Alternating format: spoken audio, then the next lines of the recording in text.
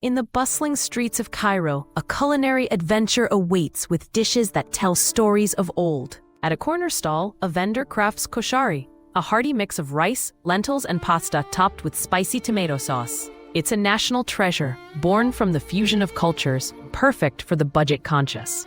Nearby, another vendor is turning out fresh tamia, Egypt's take on falafel, made with fava beans and herbs, crispy golden brown and served with tangy tahini. As the sun sets, smoke wafts from skewers of grilled kebabs, and locals gather, bonding over feasts that have fed generations. Cairo's street food isn't just about taste. It's a journey steeped in history and flavor.